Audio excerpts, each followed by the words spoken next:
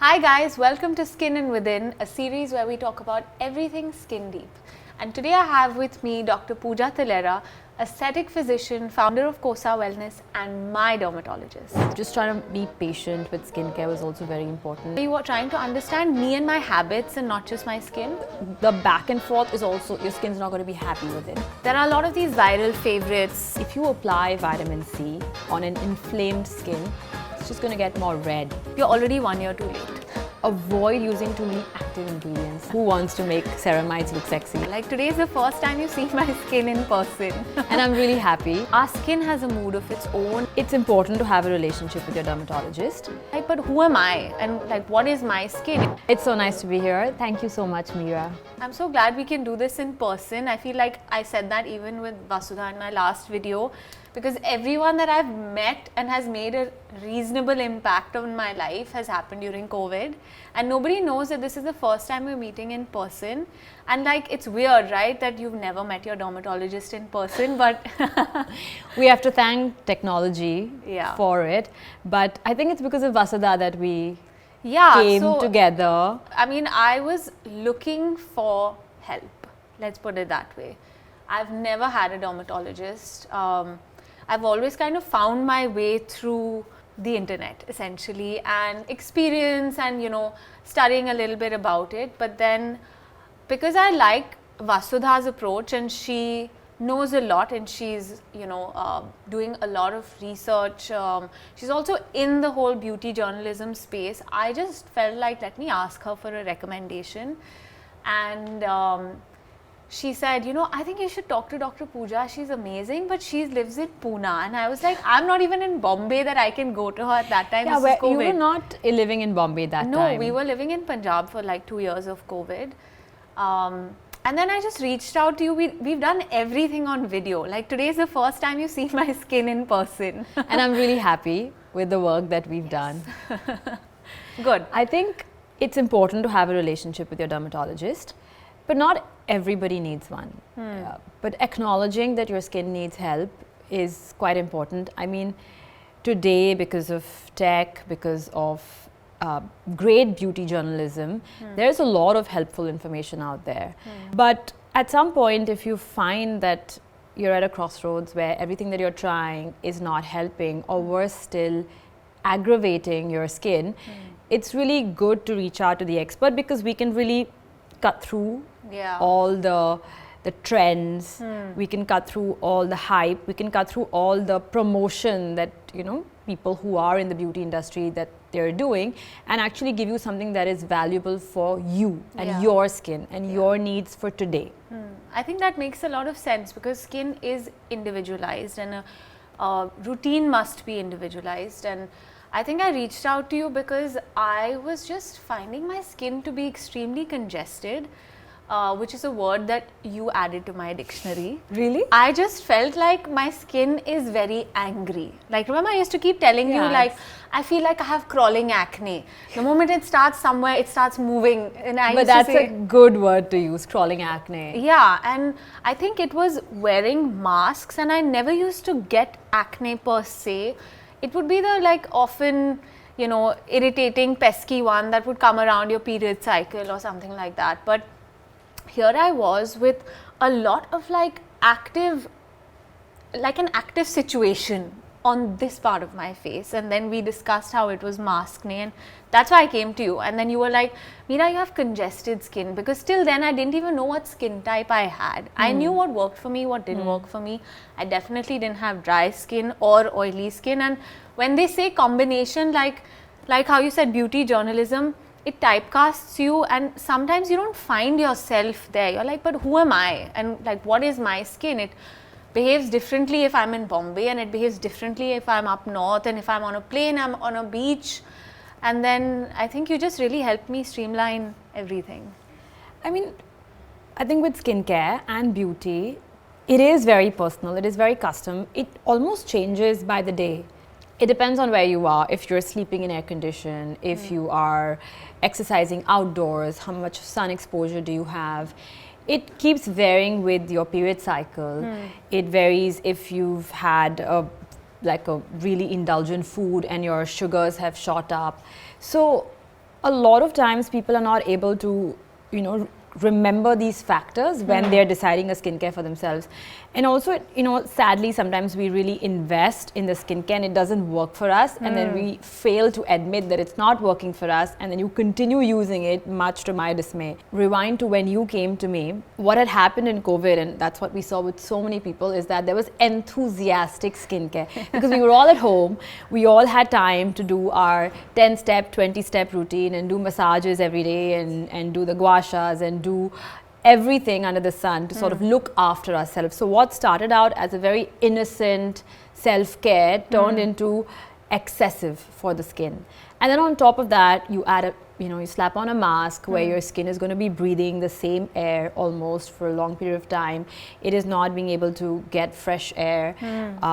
So enthusiastic skincare plus a mask, and that was the recipe for Maskne. Yes. And like you said, crawling because if you have a pimple that starts here, you know, your blood supply, your lymphatics are all localized. So it starts here, it'll just come lower and lower and lower and then keep climbing.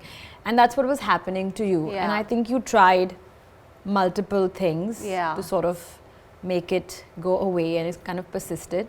And unfortunately also, as we kind of get older, the skin takes longer to heal. Yeah. So you may have seen that a company is promising results maybe in a week, but on your skin it's probably taking you 2 weeks, 3 weeks, and that's okay. Yeah. So just trying to be patient with skincare was also very important. I discussed that with you when we first started your routine. I said, you know, Mira, you just wait for one skin cycle, that is about 30 days.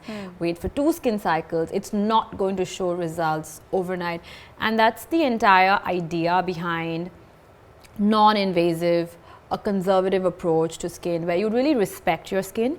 You give it the right tools to sort of improve, to preserve, but you also let your skin take over. You know, you cannot handicap your skin and sort of give it all the supply, and then your skin doesn't know what to do by itself. Because the skin is a beautiful organ. It's able to do everything, but because of our lifestyle, because of things that we expose the skin to, we're all urban dwellers. All of that does impact our skin. So, you know, skin health and skincare is about giving just enough to your skin and then letting it take over, and it'll do amazing for your skin. I think your approach to holistic beauty, health and non-invasive skin is what really made me feel like we align on the way forward. And then so we just discussed what I do. Do you want something that's not tough on the pocket? Like, there were a lot of questions that one doesn't necessarily ask. How committed are you to your skincare routine? Like, it was a proper question and answer session where you were trying to understand me and my habits and not just my skin. And once you kind of understood me, my personality, my skin personality and my routine, then you gave me a plan. But what was interesting was that it wasn't everything on one day. It was this product today, this one tomorrow, introduce this after 2 weeks. And like a lot of this cycling, and you know, people do talk about skin cycling, which is something else, but I kind of liked the staggered approach where it's not too much at one go, and it was, you know, addressing one problem at a time. You helped me understand that skincare at that point of time for me needed to be effective, because till then I was doing a lot of my own stuff and like DIYs, and which was fun till a point, till you actually have issues that you want to resolve. And I think that's when a dermatologist really helps to identify problems and create a roadmap as to how to solve them, is to introduce acids into my life. I'll forever be remembered for that. Yes, I find that having an exfoliating acid has completely changed the way my skin behaves, how I feel, and even now, like we were just discussing earlier on, that 2 days of using an acid on my face and I just feel like touching it. Puppy face. Yeah, I just feel like, oh, it's so nice, the texture is fantastic, all the blackheads and whiteheads, I've like, you know, it's strange to say, but they magically just kind of disappear, and it really helps with the way that the skin looks, appears, feels, texture. And I think the best thing you did for me was to introduce acids into my life. When people ask me in AMAs, it's because of Pooja that I say exfoliating acids. I mean, acids are magic, but there are multiple and tons of other ingredients which work effectively well. It's about finding what suits your skin, and I really like that word, skin personality. I think I'm probably going to steal that from you. I think our philosophy at Kosa is all about understanding the person, because I may give you the best routine, but if you are not compliant, it doesn't fit into your lifestyle. Maybe it's too much on the pocket, or you don't resonate with the ethos of the brand, or whatever it is. You may not get the results that I have in my head. I have people who tell me I want to just do my routine once a day. Or people who do their routine say that actually I shower at 1 p.m. after my gym and kids and everything. So then I'm showering at 1, and then again you want me to do a routine at night. So you have to accommodate for lifestyle. And what I did for you, which is, we color coded it, remember? The green, orange, red, traffic light kind of makes sense. It's very easy. The step up and step down, that's what we call it, really helps in making sure that if I'm introducing you to a new ingredient, that there is time for it to settle. And if there is a reaction, God forbid, that I'm able to trace back and not say, okay, stop everything. I'm able to sort of rewind and understand that, okay, this did not work for you, so let's stop this. Because the back and forth is also, your skin's not going to be happy with it. You need something which is consistent. And the other thing that I was saying is that if a routine is not working for you, I did not swap out everything. I asked you, what do you really like using? And why do you like using it? How does it make your skin feel? Because you need to start feeling intuitive about your skincare. Because as much as a dermatologist, I can sort of spell it out for you, give you the entire roadmap, literally break it down for you as much as possible. Unless you become intuitive with your skincare, because we're using so many active products which can potentially, if not used wisely, cause harm to your skin. It was very important for me to ask you, how do you feel when you use this? How do you feel when you use this? And also prep you for when sort of I introduced you to acids, that this is what your skin is going to undergo. It's okay. It's all right. This is how you deal with... The purge. Correct. This is how you deal with the purge. And you will call me panicking, which you did, and I still told you, it's okay. It's still a purge. It will go through. So what I think you can see my entire skin journey on our WhatsApp media. Like, it started with this and then this. Yeah, totally. It's just my face and parts of my face. And it's nice to see that progress, right? Because you can realize from like the texture, from the uneven tone, it's a lot more evened out. The lines are softer, there's lesser congestion, the pigmentation is better. So that's what I meant by a holistic approach. Also very recently, I mean, when I messaged you and I was like, I'm having this little issue over here. And then you went in with a very different approach. You were like, okay, we need to fix this and target this. You gave me a prescription for it, and you said everything else, do what you want. Like, use your moisturizer, the one that you like. Like, it wasn't like completely start from scratch. Yeah, and I think that was the intuitiveness of both of us to understand, okay, we've already done the groundwork when it comes to the routine part of it, and now let's go and address like an issue that's happening. So I think that was great. But I think what I want to ask you, which a lot of people have doubts on or are wondering a lot, is that when we see things on Instagram or on YouTube, there are a lot of these viral favorites, glycolic, lactic, tret, acids, snail mucin, and then you're bombarded with so much information. And from personal experience, I have seen that following a viral trend has not worked well for me, and possibly because many of the people that I'm viewing on Instagram or YouTube don't have the same skin type or the skin color. Like, we have skin of color with the melanin, and a lot of things that might work for someone who's a lot lighter with Caucasian skin may not work for me, and we discussed that. And also I found like BHAs, which are supposed to be the holy grail for blackheads and congestion, they just didn't work for me. And I remember sending you panicked pictures like, what is going on? And we realized that BHA isn't suitable for me. So talk to us about, these viral products that may not necessarily be good for Indian skin, or products that are actually great for us and we don't know about it. skin of color, darker skin types, Fitzpatrick 4, 5, 6, that's what we call it technically. The thing that we all need to remember is our melanin content is very high. Second is, if you're living within this region in India, you're exposed to a lot more particulate pollution, and that is basically acid when combined with humidity. So imagine you're constantly being attacked by free radicals, by acids in the environment, which are not healthy for you. So the pollution is a factor. Third is, you're living in the tropics. Yeah. There is overwhelming amount of sun. Even if you're at home, unless you're living in a cave, there is going to be sun that comes in. So all of this is causing a lot of damage on your skin, which means if you're using any active product with a low pH, it can potentially cause pigmentation. It can potentially make the pigmentation worse. Which is why sometimes, although BHAs are the holy grail, salicylic acid is the favorite for blackheads, whiteheads, comedones.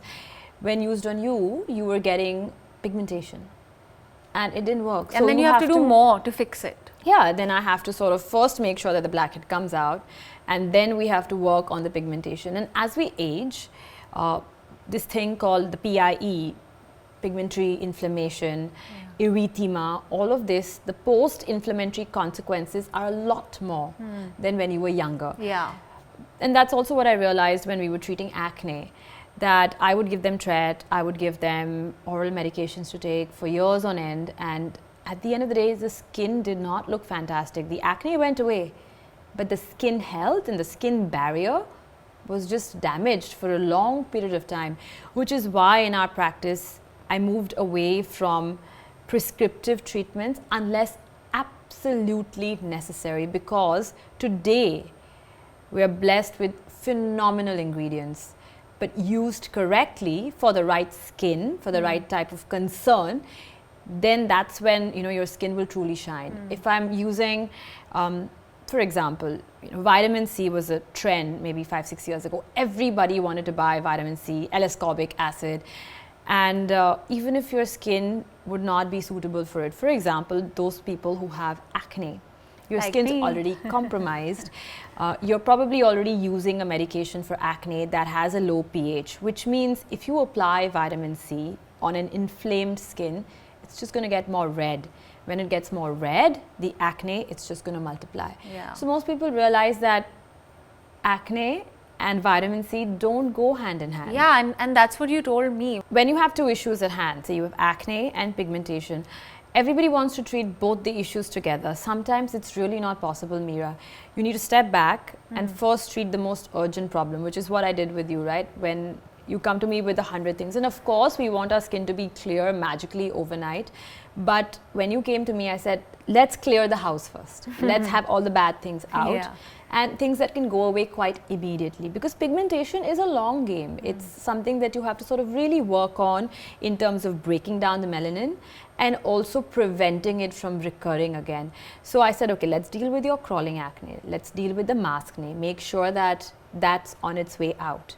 And then I gave you something for pigmentation. So ingredients like kojic acid, licorice, alpha-arbutin, lactic acid, azelaic acid, these are great ingredients that work on Indian skin type. They really deal with the pigmentation. Azelaic acid also helps with acne, but these are not trending ingredients.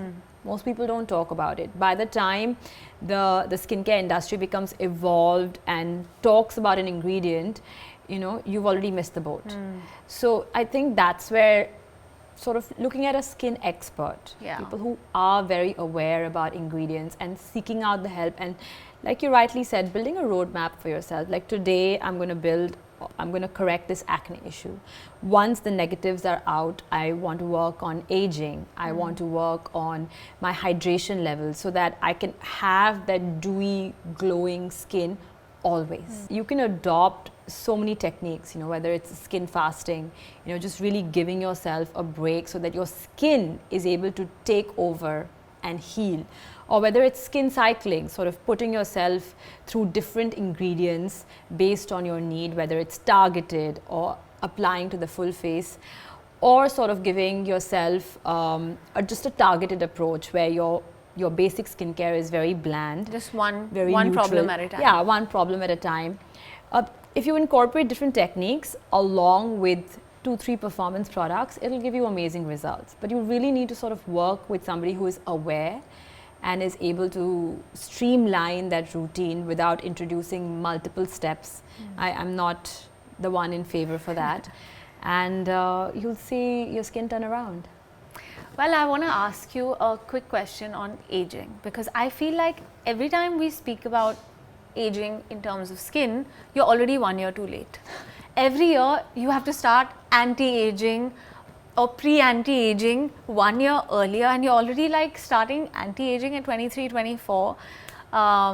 So how real is that? When is the right time to start anti-aging or looking after your skin in a preventive way? I mean, what I like to call prevaging. So Prevaging, I like that. there is no right answer, and I really do want to give you like a number. I want to say start at 20, but I can't give you a number because it really depends on how your skin is. Your genetics play a big role. So look at your mom, look at what she did. Look at your dad, look at what they did, because you've inherited the skin of both of them. See how they aged, what they did. Second But is also the environment they were in was very different to 100%, but they also didn't do as much. That's true. Right? Yeah. Second is look at your lifestyle. Are you somebody who has a lot of late nights? Are you somebody who's indulging in a lot of red meat? Does that matter? Of course. When people say drink a lot of water, it'll make a difference. Does it really make a difference? It's the simplest, you know what they say, right? The free stuff in life, people don't value it. But it's consuming 8 glasses of water will change your skin. It will turn it around. And is junk food going to give me the acne back? Junk food, that means food with high glycemic index, gives you acne because basically it's all related to insulin sensitivity. It will cause your oil secreting glands, your sebum producing glands to secrete a little bit more oil when you consume junk food, and that in turn will sort of worsen your acne. It's not a guaranteed. I've known people who eat fried food and everything and get away without a pimple on their face, but for most people, food with high glycemic index, milk, all of these things will worsen the acne. So coming back to your question on aging, there is no fixed number, but it also depends on your philosophy, how you want to age. Some people think that, okay, I'm not going to do much, and when the time comes, you know, give it all to me. Give me the injections, give me the treatments, give me everything. It's and like that's when you're okay. going in for, when you have a labor plan, birth plan, and you're like, I want to do everything natural, Yeah. and then it comes and you're like, give me the drugs. Exactly, exactly. So I'm glad you understand, and it really depends on your philosophy, how consistent you can be. But a safe time to start, if you're somebody who's really concerned and you want to have a more holistic approach to aging or prevaging, I would say would be your late 20s. Yeah, I mean, you want to look fresh for your age. Yes, I right? think it's just you don't want to looking look supple and plastic. fresh. Yeah. A lot Do of those devices work at home? Like we were 100%. talking about the microcurrent. Yeah. So microcurrent, like you said, right? Like it's the result is kind of instant, but it sort of wears out. But if you do it consistently, it sort of trains the muscle. So it's a great device for somebody who's not looking at Botox. You want that lift. You want, you want your face to look sort of rested, well rested, like you've had a great night's sleep. Microcurrent is for you. Like, what do you feel is the difference between what you do in a clinic versus that device that I use at home?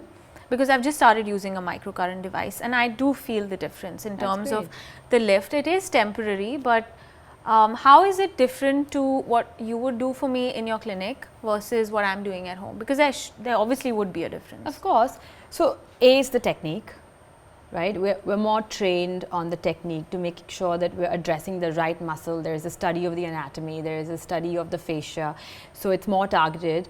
Second is also the nature of the device, right? An at-home device will still not have the kind of power, the fluence, the energy as a professional device would have. So, of course, it makes a difference in terms of the volume or the quantity of the lift or sort of the final effect and how long it stays for.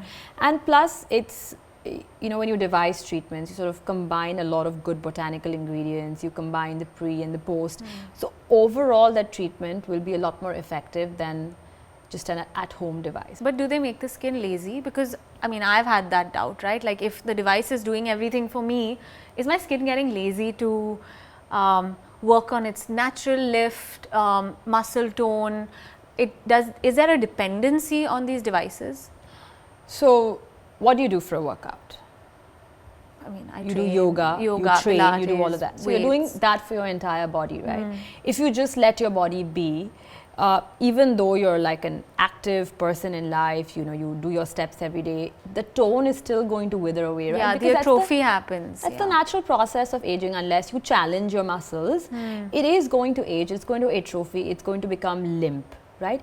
Similarly with the face. So as a dermatologist, Pooja, I want to know, what is your makeup routine? Because skincare, well, we've discussed that it's quite individualized and it's personalized, and what works for you may not work for me. But makeup is the next step. It's the next layer that you put on your skin, could be for 8 hours of the day. The makeup is another aggressor on your face that could possibly aggravate the skin, irritate the skin. I've had that experience when I've been using makeup, and I used to tell you, every time I wash my face after I've done a shoot, I just feel the next day I'm breaking out. And it doesn't happen if I'm doing my makeup at home. So is it the time spent with makeup on? Is it the product? But you know, then you find your way and you find your little hacks and everything. I want to know, as a dermat, what are your tips and tricks with respect to wearing makeup so that our skin stays supple and healthy, and what do you do for yourself? So at work, I don't wear much makeup because, you know, sometimes I'm wearing a mask, I'm in contact with a lot of people, I'm touching people's face and I'm sanitizing constantly, so it doesn't make sense for me to wear makeup, but I enjoy makeup. A lot of people don't know this, but before I became a dermatologist, I did not have much skincare. I had lots of makeup, and then one day I was staring at all the makeup. This is in med school, and I'm like, this is not the life I want. I don't want to like go to work at 6 a.m. in makeup. But I want my skin to look really, really good, and that's how my interest in skin as a doctor sparked. And you know, in year 5, I decided that, okay, I'm probably going to pursue this once I graduate. My skincare is increasing and my makeup is shrinking. I can pretty much travel. But that makes sense, right? If you have great skin, a good canvas, you don't really need that much makeup. And makeup is play. Yeah. So it's trying to highlight your personality. So if it's for an occasion, I'm quite daring. You know, I'll try lots of things. And if it's just for like a conversation like this, I'll keep it very light, very subtle. But to me, for a makeup to look really good and for a makeup to not sort of aggravate your skin, there are a couple of things I do very well. Before my makeup, I will always give myself a massage. Okay. That sort of really makes sure that my makeup looks better. Second is, I work on hydration. So I will reach out for my best moisturizer that gives me a boatload of hydration so that my makeup doesn't become, you know, cakey, doesn't flake after a couple of hours. I don't see like odd sebum patches because makeup is made up of pigment, right? And that pigment is going to irritate your skin. When anything irritates your skin or blocks all the oil glands, your oil glands are going to fight. And it's going to like secrete a lot more oil. So you might notice after a while you'll have sort of a patch on the forehead, on your cheek, on your nose. So to fight that, I make sure that my hydration is solid. And the third thing is, I try to opt for performance makeup, which means you'll have makeup that has inbuilt sunscreen in it, or you'll have makeup that has a little bit of vitamin C in it, or you'll have makeup that has a little bit of hyaluronic acid or ceramides as well. So the choice of makeup also kind of helps. Yes, professional makeup sometimes does make you break out because it's a little bit more pigmented, right? And you're wearing it for long hours on a shoot where you might be dehydrated, where you're exposed to, you know, lots of light. So it is a professional hazard, which is why you need to sort of probably invest a little bit more in yourself for skincare. But on a daily, regular basis, if you prep your skin well, makeup will just look even more elegant. Yeah. These reels on Instagram when they're doing a whole load of skincare before the makeup, and then the whole face has foundation and then is powdered. So it's my personal belief, when I see it, I feel like you've just put so much on your face and now you're like putting a layer of like I think of it like cement, right? The powder. It's now clogged everything. Now, while you're getting a smooth canvas to do the makeup, but I'm just feeling so concerned for that person's skin, because I'm like, wouldn't it be getting so irritated inside? It's not being able to breathe. And well, you do want to go for events and you want to have your makeup stay longer. But you know, when you have a lot of fixing sprays and things like that, fixing sprays, maybe products that have fragrance, products that have a lot of pigment, and they may irritate the skin.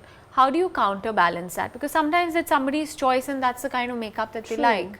How do you make sure that your makeup isn't making you use more skincare and more makeup? People like to do a lot of skincare and then apply this foundation, but it tends to make your skincare pill, is what I've always noticed.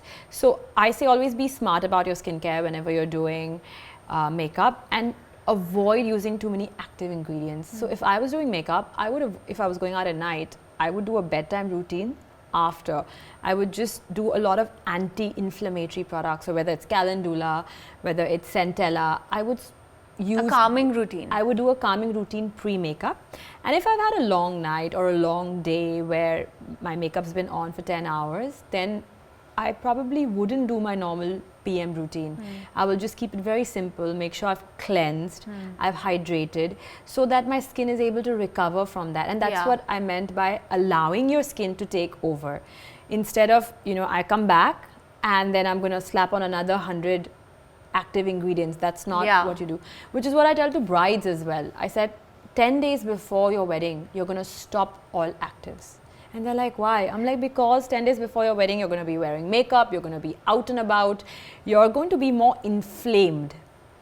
And the buzzword should be anti-inflammatory skincare, but it's not, because it doesn't really sell. You know, who wants to make ceramides look sexy? But if you focus more on just healing, your skin is going to love that, and it's going to let itself kick in its natural mechanism to heal. So my tip would be, make up for long hours, use anti-inflammatory, very calming skincare, and prep your skin super well when you're doing makeup, and be very clever about your choices. So I would indulge in a really good moisturizer before my makeup. Okay, Pooja, before we end this video, I want to ask you a quick 3. Okay? Whatever comes to your mind, just say it out loud. 3 things you'd never do as a dermatologist. Ignore my neck when I'm doing my skincare. Go to bed with makeup on. Okay. And pick my occasional pimple. Okay, and 3 products or practices that you absolutely swear by. A really good double cleanse. I swear by that. Even if you have, that's the only step, say, you can do in your routine. Do the double cleanse. And then you can go to bed. That's okay. Okay. Second is an AHA. You know, my love for acids. Yeah. It works on, I would say, all skin types, but don't quote me for it. That's a product that I swear by. Any specific AHA you feel is great for beginners? Glycolic would be the safest in a low strength. So you need to be able to read a strength. I would say start with 5-6%, although most companies don't really tell the quantity of glycolic acid in it. But start with a very low strength of glycolic acid, and I'll give you a tip. When you use it with a damp cotton. So take cotton, put it in water, squeeze out the water, then put the glycolic acid and then dab it on your face, because you're just easing into using the acid. And do that for 2-3 days. Once you're okay, your skin is able to handle it, then just take it on the cotton and dab it. This step up, step down always works like a miracle. Okay, and number 3? Number 3 as an ingredient. Or a practice. So it would be to use anti-inflammatory, or simply put, healing products. Before, I would have 70% actives and 30% non-actives, but today I invest in 70% non-actives, whether it's ceramides, whether it's humectants, whether it's gotukula, and 30% inactives. So I think reversing that would be my go-to.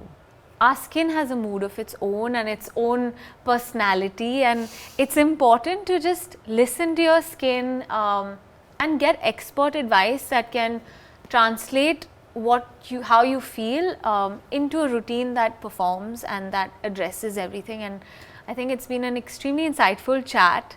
that you've given us like an entire range of points to note, a lot of tips, lots of little secrets here and there. But I think finally our WhatsApp media has become a conversation. I'm really glad that we could actually meet, and I'm thrilled to see your skin. And I think it's important for everyone who's watching this to remember that we met in 2020, 2021 maybe? 2020, yeah. 2020, and it's been 3 years. So the skin does not transform overnight, and you've been extremely patient and you've been extremely understanding of what you're doing, and I think that really attributes to the success that you've seen on your skin. Yeah. And of course there'll always be new things you want to try, because I know you're a beauty aficionado. We've shared a lot of our moisturizer recommendations. Yeah. Some are actually incorporated into our skincare journeys. I think it's important to, like I just said, journey. It's going to be a journey. Your skin is going to transform with great products, with good advice, with good practices. But every day is going to be a new challenge.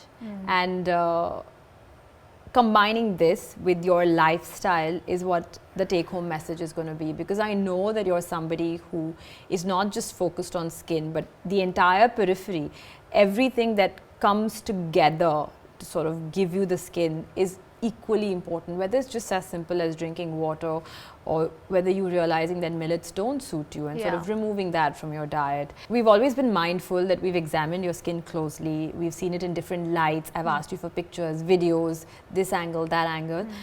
But if it's really necessary and I see that our treatments are failing, then I would need to see you in person. And also for skin conditions which are a little bit more aggressive, which are scarring, which are pigmenting deeply, or which are urgent, I always, make sure that people seek help in person, because sometimes you will miss a few things on the phone, and it could change the treatment game plan altogether. So I was able to trust you because you're very aware. You're examining yourself closely, you're able to describe your issues, which would make it very easy for us to then come up with a plan. But if it's somebody who doesn't really understand skincare very well, then I would strongly urge that you go seek help in person and take it from there. Well, I'm happy that you're on this skin journey with me, and we have a long way to go. And we could discuss all about skincare in person, but make sure that all our viewers have taken something back from this, because I felt that I talk to you all so much about skin and you always ask me questions, and I felt like it was important for me to make you meet the person who has been my guide and who has been on this journey with me, who's helped me through a lot of issues. And I think our relationship has been one of a very open exchange of advice and feedback both ways, and advice from you and feedback from me. Let's put it that way. I think it's also nice to see suggestions coming from you, because there are some things that you do which I can immediately tell my patients and my clients that, maybe you can adopt that kind of a practice, because you do, like I repeated myself earlier, you do show that consistency is important. It is. And some of the DIY hacks do work. And also just sort of going back to the roots and understanding what exactly you're doing really helps. And you come across very aware, because you read widely, you're enthusiastic about it. Not everybody may be. So the thing that they should actually take away also from this is that if you really want great skin, there's going to be multiple things. Don't get overwhelmed by products. Products is the last thing. The approach actually is the most important. I think I've got a good report card from my dermatologist. Thank you, Pooja. Thank you for being with us on Skin Thank you for having me. So like, share and subscribe.